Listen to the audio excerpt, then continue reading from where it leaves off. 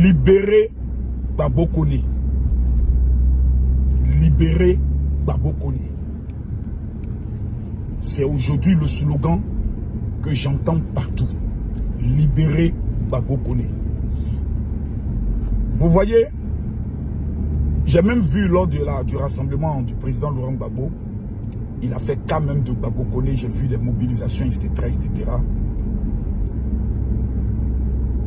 Mais il faut dire quelque chose qui est essentiel. Tous ceux qui souhaitent le malheur à M. Gbagbo Kone, enlevez mon nom dedans. Moi, dans la ville, je connais la prison. Je connais le rapatriement. C'est des choses que j'ai déjà vécues. Une fois, je partais en Israël. Déjà sur la liste des visas là. Moi, mon nom a mis refusé. Il y a une agence bande de cons qui est en Côte d'Ivoire ici que la direction des cultes donne souvent des marchés pour organiser les pèlerinages qui m'a fait croire que j'avais eu le visa. Or, c'était un plan pour que j'arrive, qu'on me rapatrie et qu'on m'interdise d'aller en Israël pendant 10 ans. C'est une organisation. Bientôt, j'ai cité leur nom. Et j'ai été rapatrié. C'est humiliant. C'est humiliant.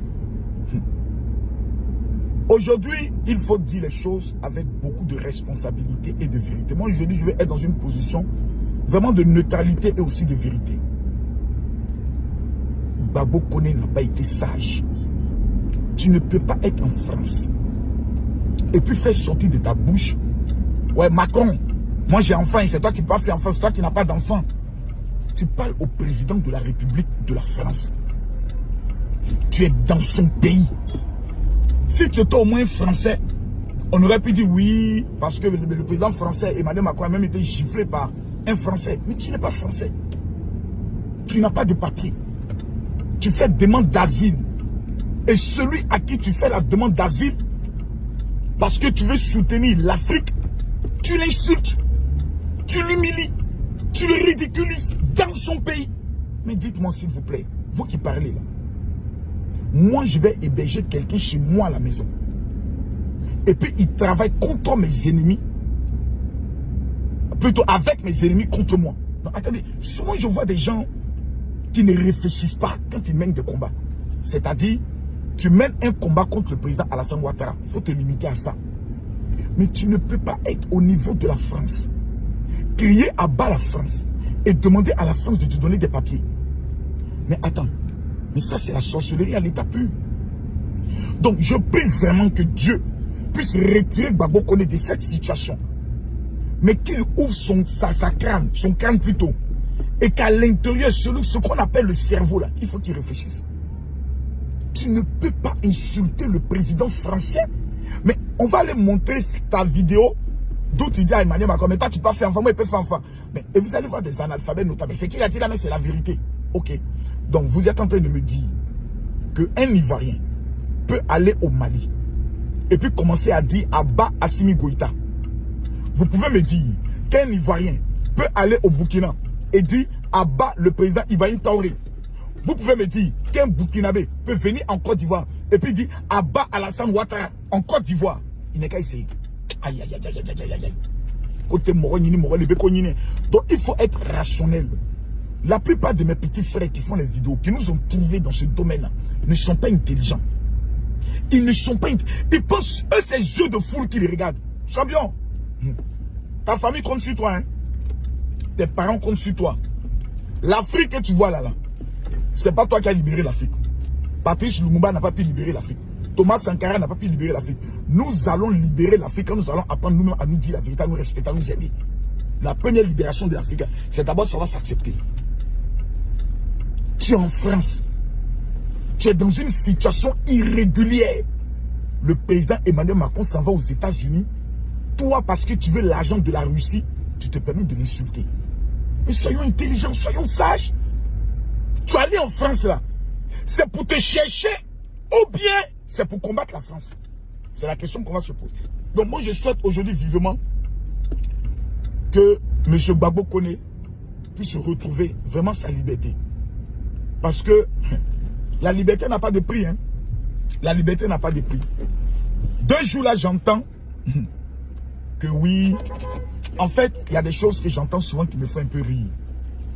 que Apoutou National a été libéré par le régime Alassane Ouattara dans le but de venir distraire les Ivoiriens. J'ai même entendu des personnes qui disent, oh oui, ils ont libéré un Mahabio, comme ils ont vu que ça n'a pas pris, mais ils ont libéré Apoutou. Vous êtes sûr, quand vous vous asseyez, vous réfléchissez là, vos vidéos là, ça peut ébranler Alassane Ouattara. Souvent je m'assois, je me pose la question de savoir, est-ce que vous réfléchissez? Moi j'aimerais qu'on se concentre sur les vrais problèmes de la Côte d'Ivoire. Les vrais problèmes. Il y a des problèmes au niveau de l'éducation. Il y a des problèmes au niveau de la santé. Par exemple, la ville de Soubé, moi je dois y aller. Mais vous n'allez pas attendre. Des gens qui sont au pouvoir, qui ont tous les milliards de la nation, vont aller libérer Apoutou. Apoutou vient. Comme Johnny Pacheco, quand il nous attaque, Apoutou vient. Il faut commencer à attaquer Johnny Pacheco. Vous êtes sûr que ces gens ça ont le temps même de regarder vos vidéos? Vous êtes sûr? Faisons pas ça s'il vous plaît. Apoutou là, il vient de sortir. J'ai même vu une ancienne vidéo de Assalfo qu'il a eu à poster parce que véritablement, il veut vraiment relever, je pourrais le dire, le son de son petit. La vidéo d'Assalfo, c'est une vieille vidéo qu'il avait déjà repostée, Apoutou avait posté et qui a été repostée. Et je vois des gens qui disent Apoutou est sorti net. Mais pourquoi vous faites ça? Pourquoi vous faites ça? Est-ce qu'on a besoin de ça? Ce pays-là, le jour où il brûle, ouais, ça va faire rire. Parce que nous serons tellement humiliés, nous serons tellement honteux, nous serons tellement ridicules qu'après on va s'asseoir pour dire, est-ce qu'on était obligé d'en arriver jusque-là?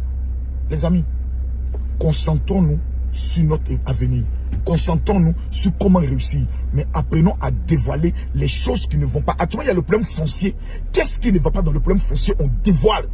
On demande la démission du ministre de la Construction. Clair. Mais les doyman, non, vous voyez qu'ils ont... Non, c'est des doy. Affaire de Souleymane Koné. Disons-lui la vérité. Il n'a pas été sage dans beaucoup de choses. Jusqu'à venir traiter le président de la République de ton pays de Woubi. Mais c'est malheureux.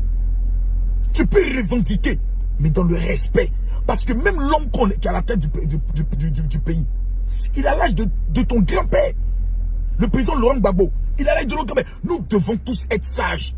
Nous tous, on a un jour fauté. Je vous appelle maintenant à la responsabilité, à la sagesse, parce qu'on prend de l'âge. Que Dieu nous bénisse.